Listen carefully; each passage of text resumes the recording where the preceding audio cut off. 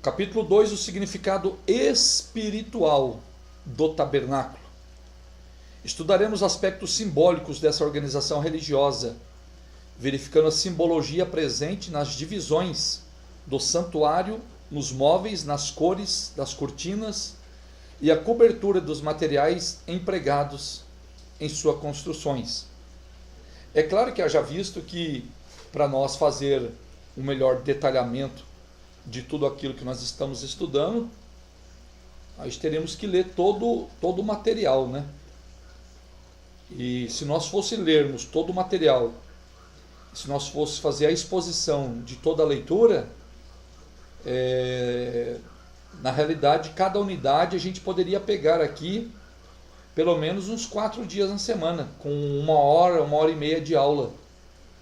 Se a gente fosse detalhar todos os utensílios, todas as cores, o que significava a arca, o que significava o propiciatório, se a gente pegasse detalhe por detalhe e fosse esmiuçando, sabe? Esmiuçando. A gente levaria, numa unidade, a gente levaria aí umas 4, 5 aulas, ou 4, 5 horas, né? Por isso que, haja visto que esse curso é o curso médio, né? Por isso que quando nós estudamos o bacharel, o bacharelado é aula todos os dias e é de 3 a 4 anos, né?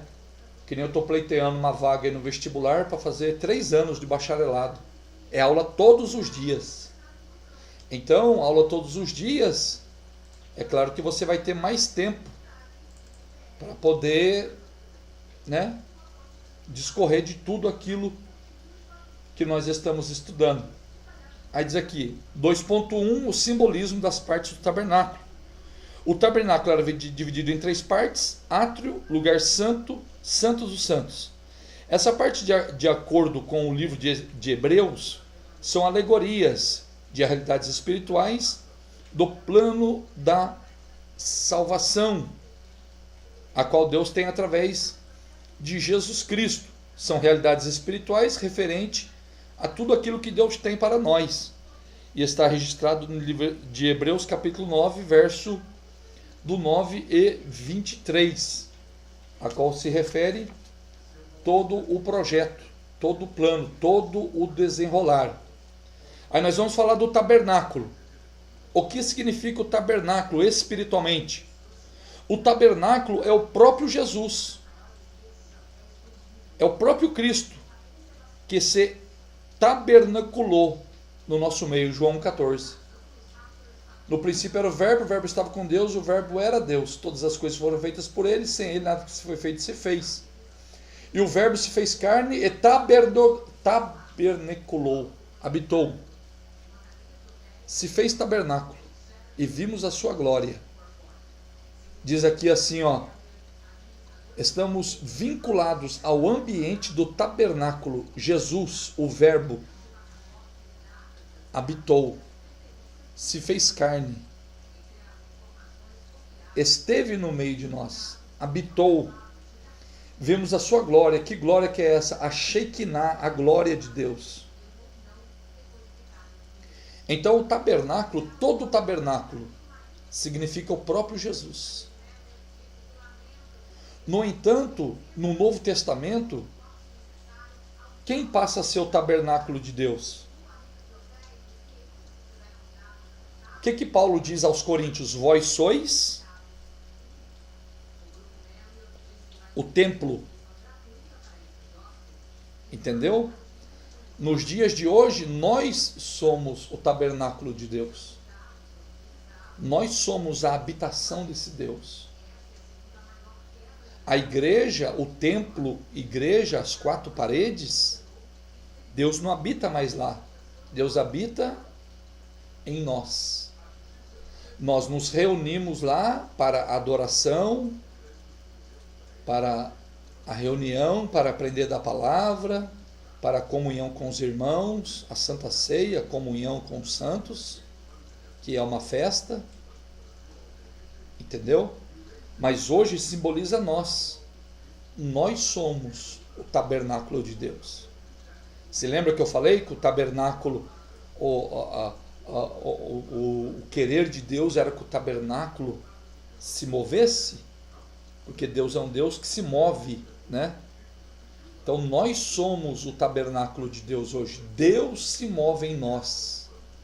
Aonde nós vamos, Deus está conosco. A presença dele. Por isso que o salmista diz assim, ó: não me lances fora da tua presença. Há muita gente buscando o poder de Deus. Nós devemos buscar a presença, né? A presença de Deus está em nós, né? Somos o tabernáculo de Deus. Por isso que nós também somos divididos em 3 partes: corpo, alma e espírito. Corpo, alma e espírito. O corpo simboliza o átrio. A alma significa o lugar santo. Os santos dos santos, o nosso espírito. Aonde Deus manifestava de forma mais poderosa, não era no Santos dos Santos? Então, aonde Deus se manifesta mais em nós, é no nosso espírito. E Paulo diz, Romanos 8,16, porque o mesmo Espírito testifica com o nosso espírito. Ou seja, o Espírito de Deus, ele se manifesta com o nosso espírito. E a presença de Deus é sentida. A presença de Deus não é de fora para dentro, a presença de Deus é de dentro para fora. Quando Deus manifestava a sua glória lá no Santo dos Santos, ela saía, a sua glória se manifestava dali para fora. E todo Israel, do lado de fora, via e vislumbrava a presença de Deus. Mas primeiro, se manifestava aonde estava a arca, nos Santos dos Santos. Então Deus, em primeiro lugar, ele se manifesta em nós, dentro do nosso espírito. Quando Deus se manifesta no nosso espírito, a nossa alma sente, e a nossa carne, que significa o nosso átrio, estremece. Entendeu? Então não é de fora para dentro, é de dentro para fora. 2. O átrio. O espaço ao acesso de Deus. Todas as pessoas poderiam chegar. Aí diz aqui, Jesus nos encaminha ao Pai, João 14,6. Através dele, ele nos faz. Através dele nós somos conduzidos ao altar. Através de Jesus nós adentramos ao conchego do Pai. O salmista disse jubiloso, quão amáveis são, Senhor, os teus tabernáculos. Quão felizes são aqueles que se achegam a Jesus. Se lembra que as pessoas só poderiam chegar até o altar do sacrifício por um sacerdote? Então, através de Jesus, nós podemos chegar à presença de Deus. João 14,6. Sem ele, nada. Sem ele, ninguém. Aí tem o lugar santo. O nosso sumo sacerdote por excelência recebe a nossa adoração, que são como incenso. Somos alimentados com o pão vivo que desceu do céu e devemos manter o candeeiro aceso do azeite do Espírito Santo, dia e noite, para sermos luz do mundo. No lugar santo, Cristo pode ser visto. Oi? Não é isso aí, isso que eu estou falando para você, está no slide que eu estou lendo aqui, entendeu? Mas eu vou fazer a leitura no livro agora. Diz assim, o simbolismo, diz assim, o lugar santo, Cristo pode ser visto como sacerdote por excelência. Vale lembrar que ali o sacerdote diariamente fazia ministrações. No simbolismo, entende-se que a adoração é tão agradável a Deus como um perfume é para o nosso olfato. Jesus é aquele que está atento às nossas orações, que aprecia as nossas agradáveis orações, pois foi consagrado pelo Pai como intercessor. Hebreus 4, 15 e 16 diz, não temos o sumo sacerdote que não pode compadecer-se de nossas fraquezas, porém, um que como nós em tudo foi tentado, mas sem pecado. Chegamos, pois, com confiança ao trono da graça, para que possamos alcançar a misericórdia e achar graça a fim de sejamos ajudados no tempo oportuno. O sacerdote defendia os interesses do povo, demonstrando com gratidão do povo e da sua provisão. O sacerdote também fazia a ministração do candelabro, limpando, tirando tudo aquilo que estava atrapalhando, porque servia de luz. Pois bem, vamos lá. O que tinha no lugar santo? Candelabro, altar de incenso, e tinha a mesa com 12 pães. Jesus é o nosso pão, é o pão vivo que desceu do céu. Então nós devemos nos alimentar de quem? Do pão vivo, de Jesus. O candeeiro, para que serviu o candeeiro com 7 lâmpadas? Para iluminar, para clarear. E aquele candeeiro era alimentado com o quê? Com azeite puro. O que significa azeite puro? Azeite puro simboliza o Espírito Santo. A lâmpada, que é Cristo em nós, deve permanecer acesa.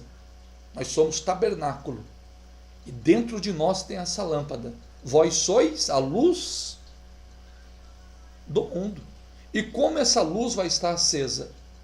Através do Espírito Santo. As pessoas só vão enxergar em nós a luz que é em nós se o Espírito Santo estiver em nós. Simboliza a luz do mundo, o candeeiro. E tinha o altar do incenso. Ali o sacerdote deveria oferecer de manhã e à tarde. No altar do incenso. Simboliza as nossas orações e adorações.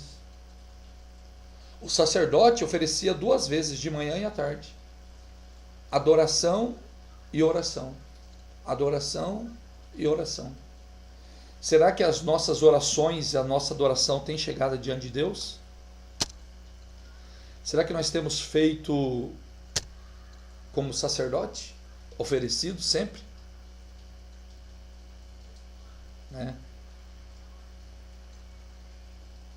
Aí existe no lugar santíssimo, o Santo dos Santos, e entramos à sua presença, não uma vez por ano como o sumo sacerdote fazia, mas nós entramos, podemos entrar todos os dias. Se lembra que o sumo sacerdote poderia entrar uma vez só por ano no Santo dos Santos, onde ficava a arca? Uma vez. Antigo Testamento. Com a morte de Cristo, o que aconteceu com o véu? Você lembra quando Cristo morreu? E o véu do santuário rasgou de cima para baixo ou de baixo para cima?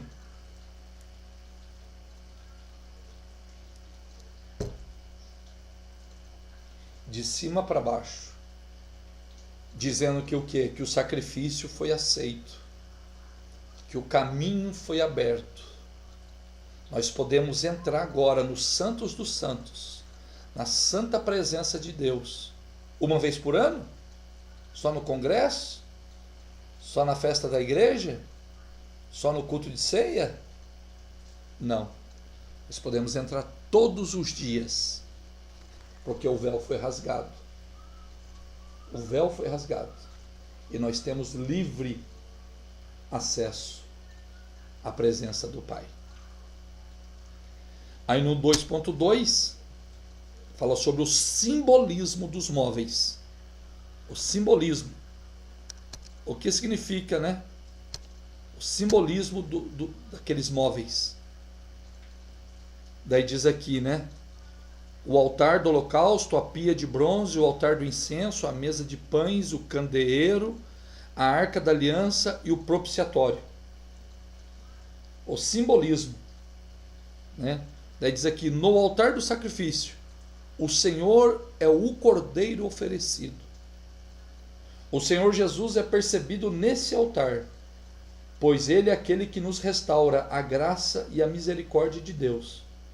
Isaías 53, do versículo 4 ao 5, ele diz assim: verdadeiramente Ele tomou sobre si as nossas enfermidades, as nossas dores levou sobre si, e nós o reputamos por aflito, ferido de Deus e oprimido, mas Ele foi ferido pelas nossas transgressões e moído pelas nossas iniquidades.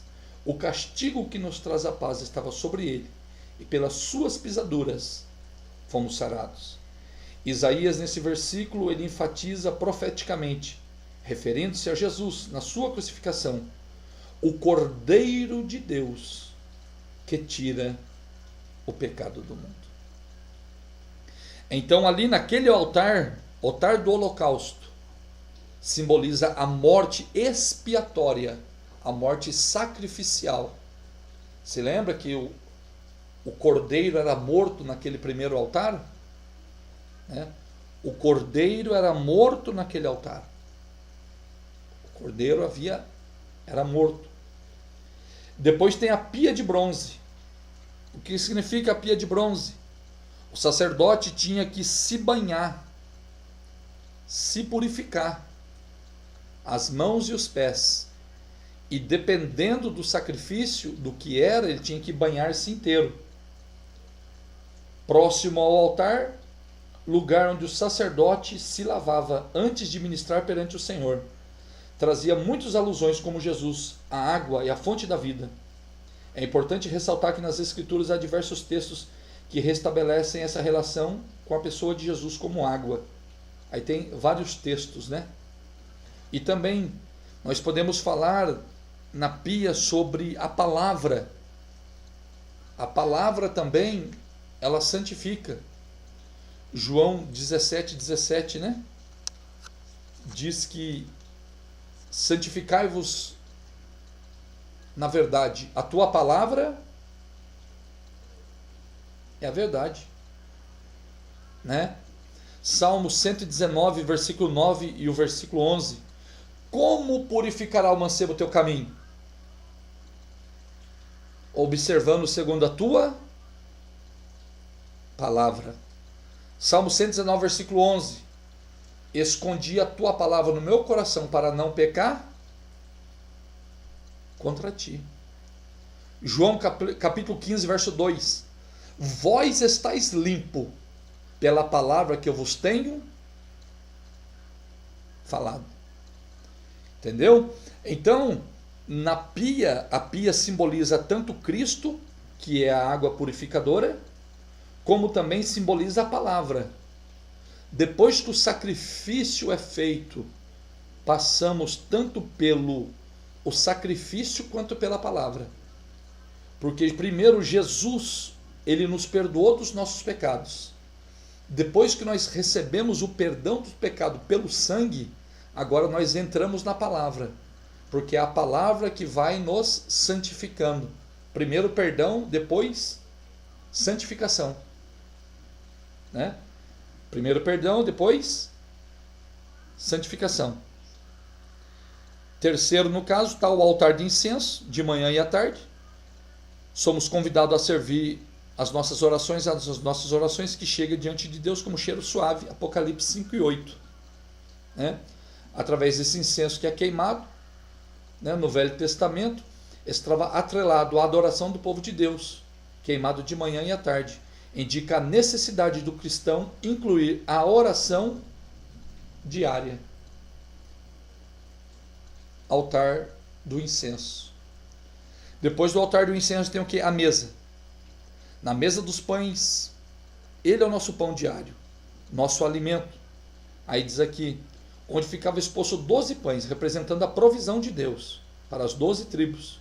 A provisão de Israel procedida de Yahvé. Permanentemente essa bênção era celebrada diante do Senhor. Em outras palavras, o sustento de Israel vinha de quem? De Deus. Aí Jesus fala, o pão nosso de cada dia dai-nos hoje. Provisão diária. Provisão diária. O pão fala de provisão diária.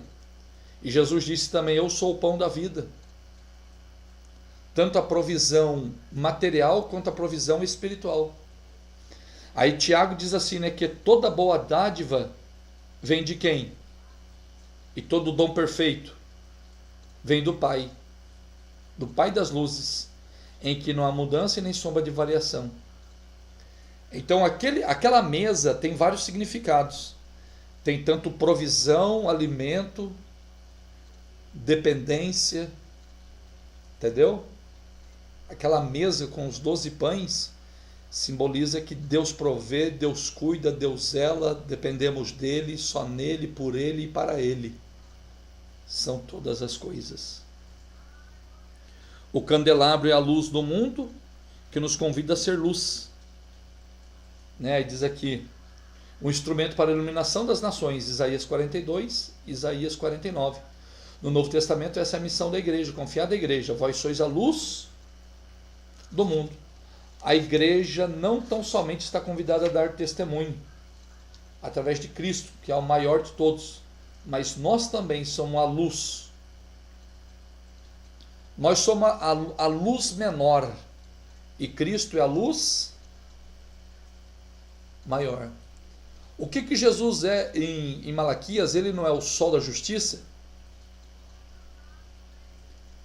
E você sabe que a lua, vocês sabem que a lua ela não tem luz, né? Vocês sabem disso ou não? A lua é um satélite da Terra. E a lua, na realidade, a lua reflete a luz do sol. Vocês sabiam disso? Isso aí eu aprendi em geografia ou história, não me lembro, há mais de 30 anos atrás. A lua, ela reflete a luz do sol. Ela é uma luz menor, porque ela reflete a luz do sol. Nós somos como a lua. Nós refletimos a luz do sol. E quem é o nosso sol? Então nós devemos fazer igual a lua. Refletir. Nós somos a luz menor. Cristo é o centro. Aí agora tem duas coisas interessantes. Além do véu. Tem a arca e tem o propiciatório. Somos entronizados na presença singular e transcendente de Deus. Nem todos podem chegar ao Santo dos Santos, mas somente aqueles que vão além do véu pelo novo vivo caminho, Hebreus 10, 20. Existem duas coisas, a arca e o propiciatório. O propiciatório era onde o sangue era aspergido. Uma peça feita de ouro puro, ouro maciço, ouro puro, ficava em cima da arca.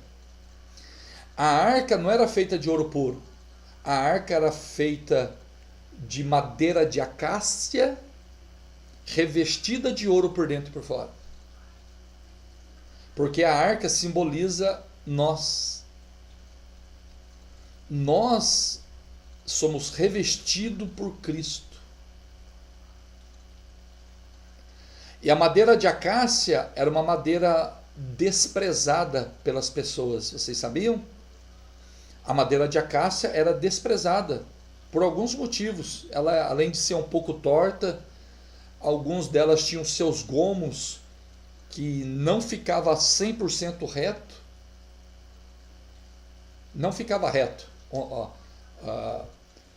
Fazia uma mesa de madeira de acácia, não ficava reto. Mas como que a arca ficou reto? Por que Deus escolheu a madeira de acácia se Deus queria um negócio para ficar perfeito? Ele revestiu de ouro. Está entendendo? Nós, por mais que nós queremos ser retos e santos na presença de Deus, sem o ouro que simboliza Cristo, nós não ficaremos.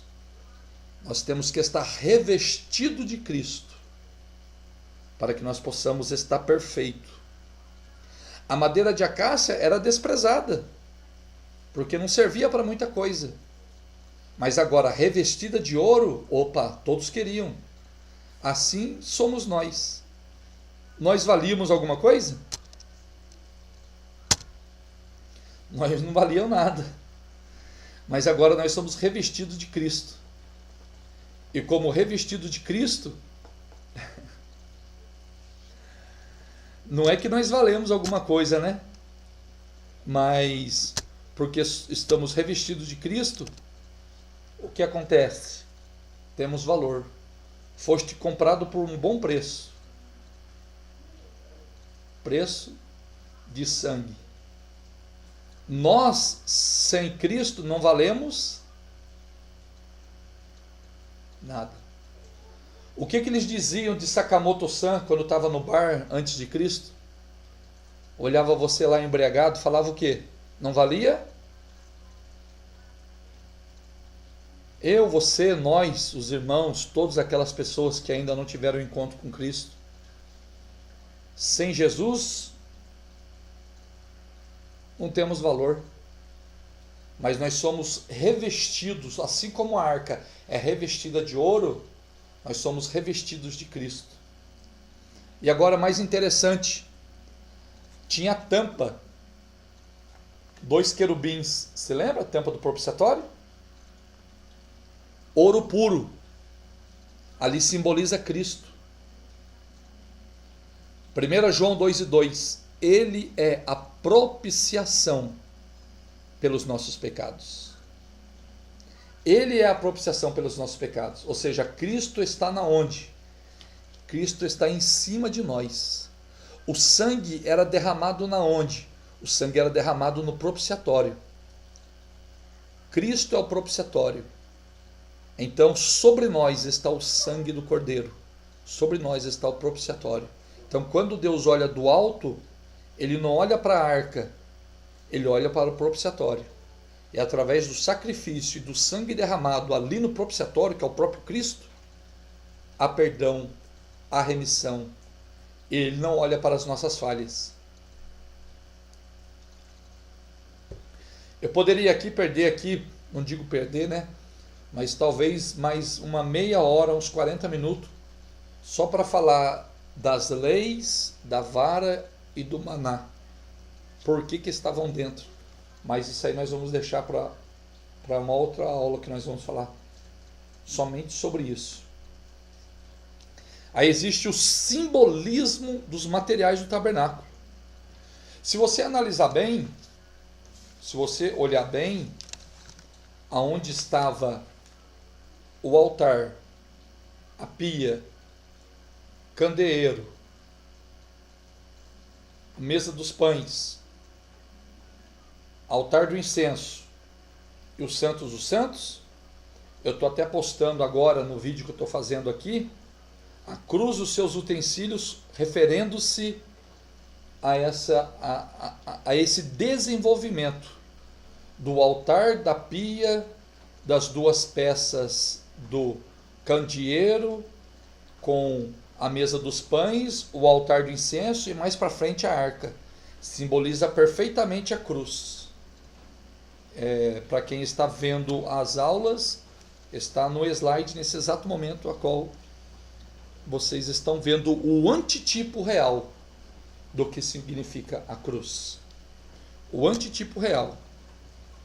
Na realidade, o simbolismo dos materiais diz assim, ó: não podemos garantir o significado de todos esses elementos, porém, temos as diretrizes para fazermos um entendimento mais geral acerca desses valores simbólicos. Quais são? A madeira, a pele de cabra, pele de texugo, as pedras preciosas. Diz aqui, ó, havia coisas preciosas, mas também havia coisas simples. Madeira e ouro unidos em uma perfeita harmonia, no mesmo propósito, madeira com ouro. Lembra que eu acabei de falar? Madeira de acácia revestida de ouro. A madeira valia alguma coisa? Mas e o ouro? Também tinha materiais duráveis e preciosos, como também ouro, prata, bronze, pedras preciosas, mas também materiais perecíveis, como lã, tecido, tudo funcionando uma coisa dentro da outra, demonstrando a natureza humana com a natureza do divino. Ou seja, demonstrando tudo que estava ali. E tem até esse quadrinho aqui, né? No slide está um quadrinho verde que é um simbolismo, né? Ali está o que? Demonstrando a natureza divina com a natureza humana. Ou seja, tudo aquilo que é de Deus, que é poderoso, que é válido, o amor de Deus, a graça de Deus, a infinitude de Deus, todos os atributos divinos, os atributos que Cristo tinha, infiltrou-se no homem, no Cristo homem. Se lembra de cristologia que nós estudamos? O verbo se fez carne. Então nós vemos do Deus, Filipenses 2, do Deus que se fez carne, de um Deus que vale tudo, vale mais que ouro, mais que prata preciosa. Agora esse Deus que vale muito, ele tabernaculou, ele entrou num corpo perecível como a madeira, num corpo perecível como a lã, num corpo perecível como os demais utensílios do tabernáculo. Olha para você ver o simbolismo desses materiais. A cor carmesim simboliza o sangue, entendeu? Tudo há um simbolismo. Diz aqui os materiais, cobre, prata, ouro, pedras preciosas, simbolismo. Natureza divina do Senhor Jesus, sua realeza, seu senhorio, simboliza na vida cristã. Pessoalidade de um crente, vivenciar as realidades eternas. Por Cristo se tabernacular, se fez carne, podemos viver a vida de Deus. Peles de lã, linho e madeira, a natureza humana do Senhor Jesus e o seu sofrimento. Ou seja, compreende do crente e a razão para a sua dependência de Deus. A dependência de Deus do homem através do sacrifício de Cristo. Pensar em átrio que nos leva a pensar no santo, lugar santo, pensar no lugar santo nos leva ao Santíssimo. Ao observar essas coisas, somos remetidos a considerar a importância de cada móvel. Cada coisa que Deus mandou fazer tinha um propósito definido. Tudo que Deus mandou fazer tinha propósito. Tudo que Deus mandou fazer tinha um porquê. Tudo que Deus mandou fazer tinha um objetivo. Se lembra que nós estudamos em hermenêutica? Tipo e antitipo? As coisas do Antigo Testamento são sombras das coisas do Novo? Se lembra que nós aprendemos que o Evangelho, o Novo Testamento está escondido no Antigo e o Antigo é revelado no Novo? Tudo isso é sombra. Sombra de algo que Deus tinha muito maior e muito melhor. Amém? Ficou alguma dúvida nesse capítulo?